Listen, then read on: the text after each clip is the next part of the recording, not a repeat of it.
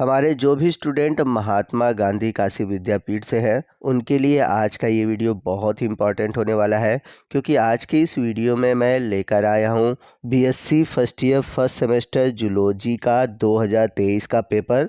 और इस पेपर में जितने भी क्वेश्चन हैं उन सभी क्वेश्चन के आपको मैं सॉल्यूशन यानी कि इसके आंसर भी प्रोवाइड कराऊंगा। तो एग्ज़ाम के पॉइंट ऑफ व्यू से देखा जाए तो आज का ये वीडियो आपके लिए बहुत ही इंपॉर्टेंट होने वाला है। आइए वीडियो की शुरुआत करते हैं। तो 2023 में जो पेपर होते थे वो 3 घंटे के पेपर होते थे, अब जो पेपर होता है 2 ही घंटे का होता है। तो यहाँ पर आप टाइमिंग देख सकते हैं कि 3 घंटे का है। बाकी पूर्णांक तो 75 नंबर के ही होते हैं। और जैसा कि मैंने बताया था कि पेपर में 3 सेक्शन होते हैं, सेक्शन ए, बी और सी। और सेक्शन ए से आपसे very short answer type question पूछे जाते हैं। और सेक्शन ए में कुल 5 क्वेश्चन दिए हैं, आपको पाँचों क्वेश्चन करने हैं। एक क्वेश्चन 2 नंबर का है, यानी कि सेक्शन ए से कुल आपको 10 नंबर के क्वेश्चन पूछे जाएंगे। तो आइए चलते हैं क्वेश्चन की ओर और देखते हैं कि किस तरह के क्वेश्चन पूछे गए हैं। तो सबसे पहला क्वेश्चन है सेल एडिशन मॉलिक्यूल, यानी कि कोशिका आसंजन अणु। तो अगर हम बात करें कोशिका आसंजक अणु यानी कि सेल एडिशन मॉलिक्यूल, जिसे हम बोलते हैं शॉर्ट में कैम, ये एक प्रकार का ग्लाइकोप्रोटीन होता है जो कि कोशिका के सरफेस पे पाया जाता है। अब ये कैम करते क्या है, तो इन कैम का काम होता है कि आसपास के जो सेल है उन सभी सेल को आपस में जोड़ता है, यानी कि सेल एडिशन मॉलिक्यूल के थ्रू जितने भी कोशिकाएं होती हैं आसपास की वो एक दूसरे से जुड़ी होती हैं। या फिर ये भी होता है कि जो सेल है वो एक्स्ट्रा सेलुलर मैट्रिक्स यानी कि ईसीएम के साथ भी जुड़ता है कैम की ही सहायता से। चलते हैं अगले क्वेश्चन की ओर। अगला क्वेश्चन है पराक्सीसोम। तो पराक्सीसोम क्या होता है, आइए समझते हैं। तो पराक्सीसोम आपको प्लांट सेल और एनिमल सेल दोनों में ही देखने को मिलता है। यहाँ पर एक इम्पॉर्टेंट पॉइंट ये भी है कि पराक्सीसोम एक ऐसा सेल ऑर्गेनेल्स है जिसमें कि केवल सिंगल मेम्ब्रेन बाउंडेड स्ट्रक्चर होता है, यानी कि पराक्सीसोम में केवल एक सिंगल लेयर ही पाई जाती है।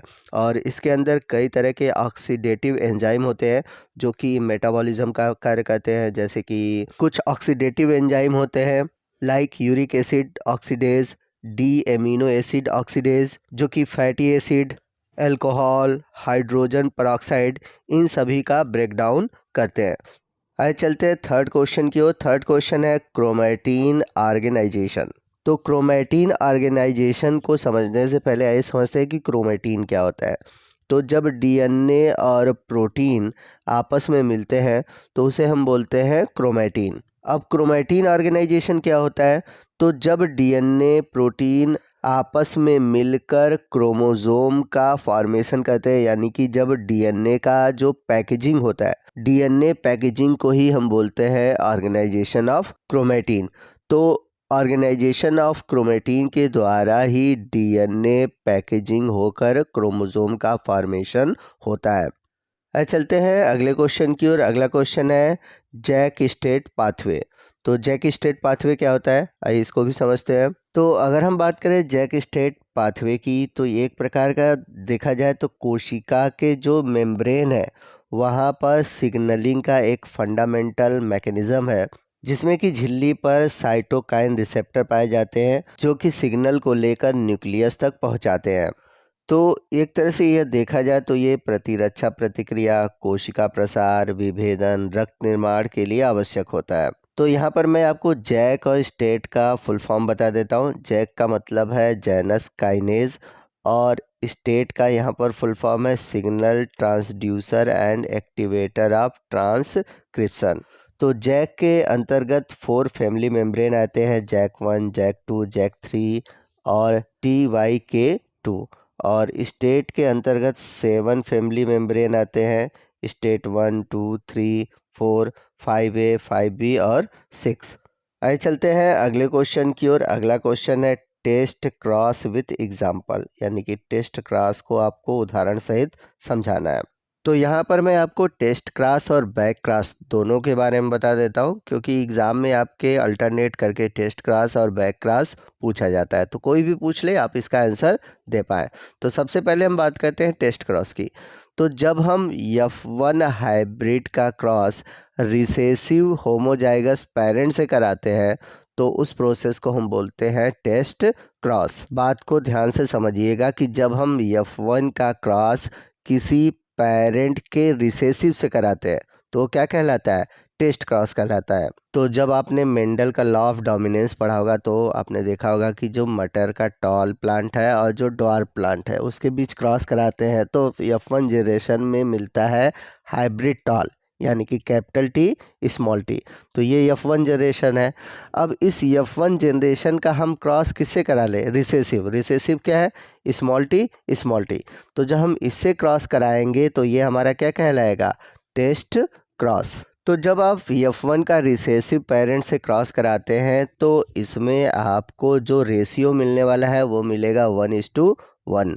तो आप ये भी याद रखिएगा कि टेस्ट क्रॉस में कौन सा रेशियो मिलता है, वो मिलता है 1:1 का। अब यदि हम बात करें बैक क्रॉस की तो यहाँ पर मैं आपको टेस्ट क्रॉस और बैक क्रॉस में क्या डिफरेंस है वो भी बता दे रहा हूँ। तो बैक क्रॉस में क्या होता है कि जो F1 हाइब्रिड है उसका क्रॉस हम किसी भी पेरेंट से करा सकते हैं, यानी कि आपका जो डोमिनेंट पेरेंट्स है उससे भी करा सकते हैं और जो रिसेसिव पेरेंट्स है उससे भी करा सकते हैं। तो दोनों में से किसी से भी करा सकते हैं अगर हम क्रॉस F1 का, तो कहलाता है बैक क्रॉस। याद रखिएगा कि टेस्ट क्रॉस में केवल F1 का क्रॉस हम रिसेसिव से ही कराते हैं। तो सेक्शन ए से जुड़े हुए क्वेश्चन हमने सॉल्व कर लिए हैं। चलते हैं सेक्शन बी की ओर। तो सेक्शन बी में आपसे शॉर्ट आंसर टाइप क्वेश्चन पूछे जाएंगे। इसमें कुल 8 क्वेश्चन दिए होंगे जिसमें कि केवल आपको 5 क्वेश्चन ही करने हैं। एक क्वेश्चन 5 नंबर का है, तो इस तरह से सेक्शन बी में 25 नंबर के क्वेश्चन पूछे जाएंगे। तो आइए देखते हैं कि सेक्शन बी में किस तरह के क्वेश्चन पूछे गए हैं। तो सबसे पहला जो क्वेश्चन है वो है शॉर्ट नोट पूछा गया है। पहला है माइक्रोट्यूब्यूल पर और दूसरा है माइक्रो फिलामेंट्स पर।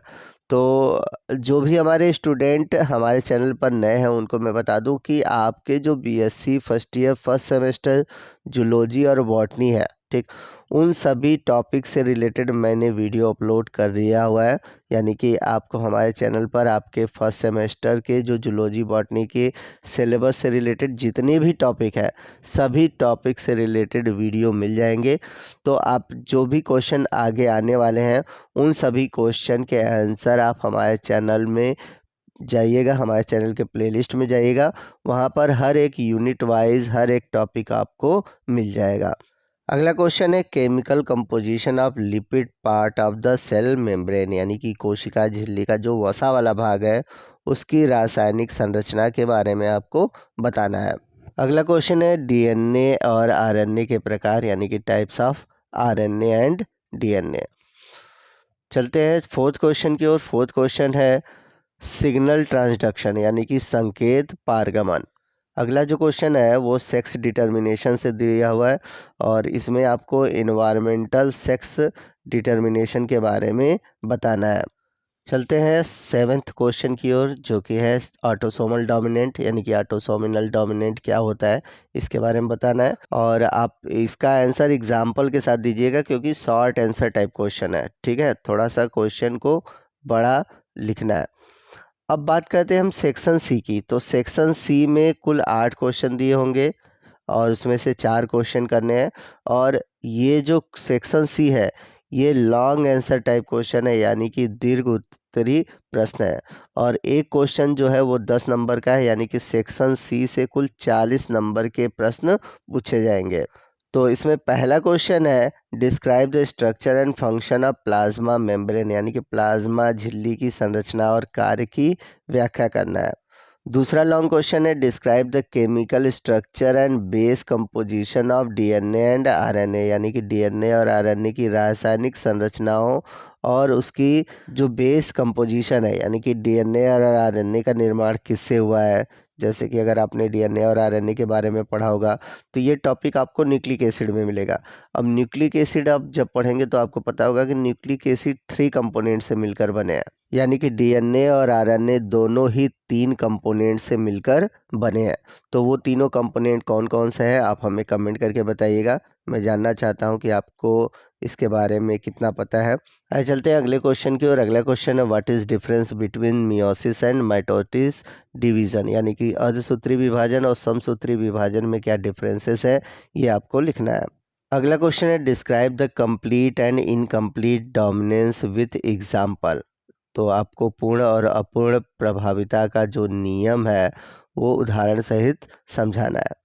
अगला जो क्वेश्चन है इसमें आपको शॉर्ट नोट लिखने हैं। पहला है मल्टीपल एलीज और दूसरा है साइटोप्लाज्मिक इनहेरिटेंस। आइए चलते हैं अगले और लास्ट क्वेश्चन की ओर।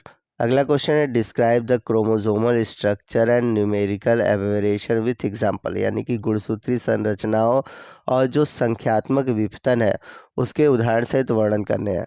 तो यहाँ पर मैं आपको बता दूं कि यहाँ पर जो क्रोमोसोमल वेरिएशन है, जिसमें कि आपको क्रोमोसोम के स्ट्रक्चर में जो डिफरेंसेस देखने को मिलते हैं, नंबर में जो डिफरेंसेस देखने को मिलते हैं, इनके बारे में आपको बताना है। यहाँ पर मैं एक बात और भी बताना चाहूँगा कि आपका ये जो 2023 का क्वेश्चन पेपर है, इसमें कुछ टॉपिक अलग हैं, यानी कि इसके सिलेबस में आपको इम्यूनोलॉजी भी देखने को मिलता है, प्रतिरक्षा विज्ञान से जुड़ा भी टॉपिक है।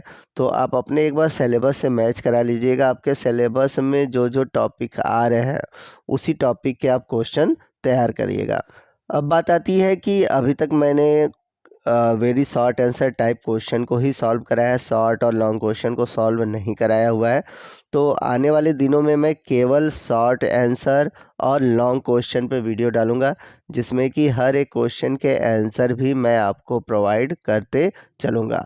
और यदि आप चाहते हैं कि क्वेश्चन का आंसर आपको जल्द से जल्द मिले, तो आप हमारे चैनल के प्लेलिस्ट में ज़रूर जाइएगा। वहाँ पर आपको हर एक टॉपिक का जो सिलेबस में मेंशन टॉपिक है उसके वीडियो मिल जाएंगे। आप वहाँ पर भी डिटेल से हर एक क्वेश्चन का आंसर देख पाएंगे।